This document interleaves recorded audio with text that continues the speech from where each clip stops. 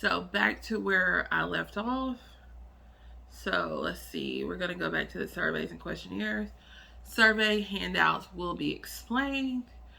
I think it's so important to and essential to explain to people, like, why are you doing the survey?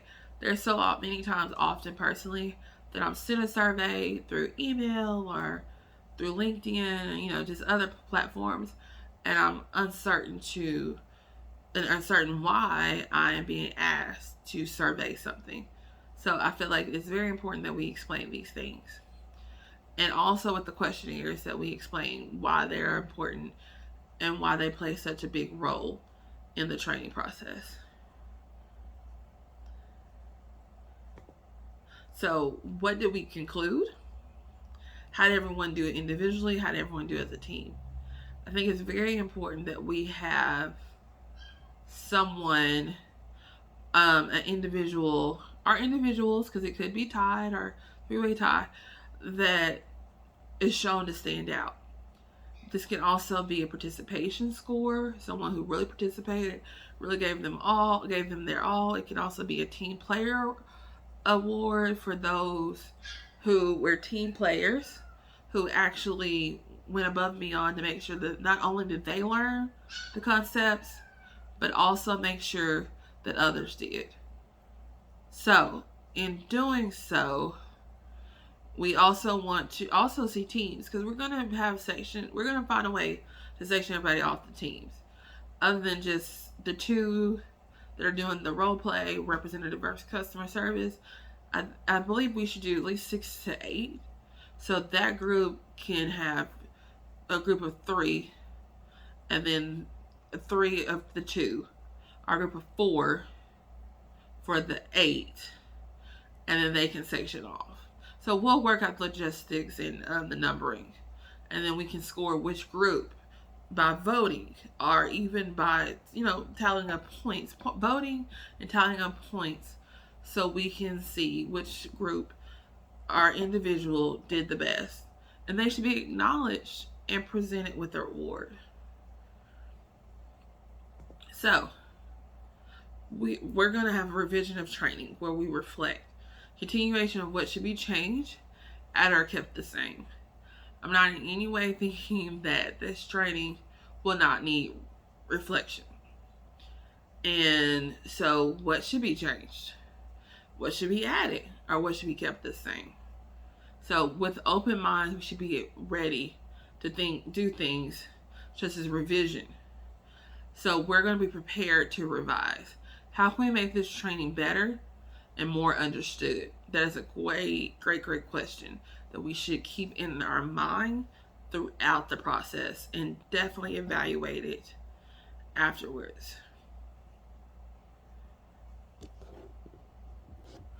I want to go back to kind of the universal design before we conclude the presentation on the training. Different work styles and learning styles were evaluated in the beginning of the training. Customer service representatives, because I don't want to say customer service just specialist or advocate or coordinator.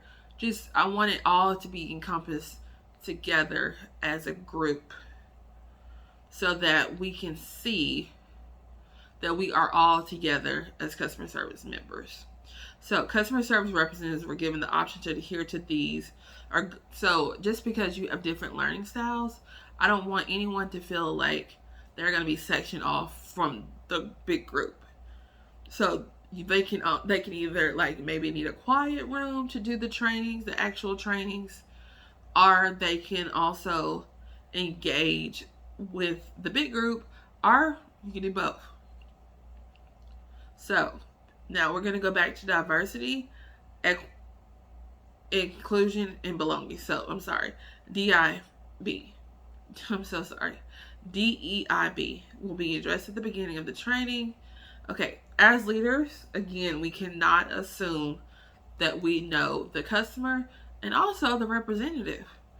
We can't just say, well, Miss Anderson, I'm just using names, Miss Anderson learns this way, and Miss Jacqueline seems to be a lot like Miss Anderson, so we should just have them learn together. We should actually take the time out to get to know the representative and, most importantly, the customer.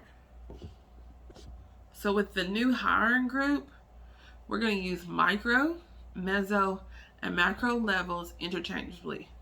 So with the micro as the individual, meso as the group, and macro is how the world interacts with the customer service representative and able them to be able to interact with the customer.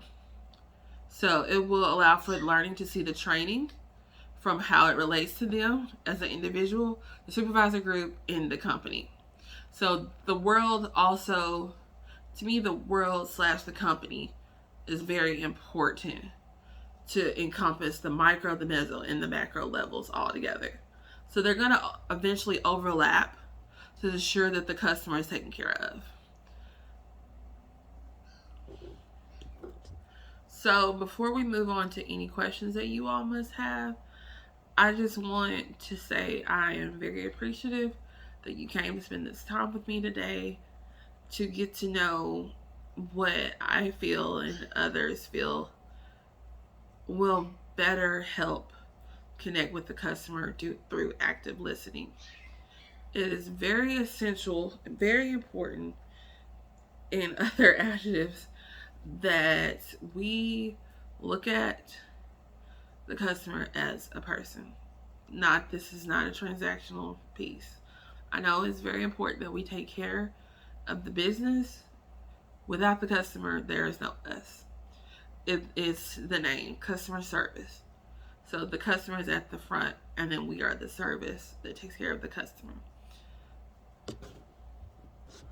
In conclusion, it's been a great time.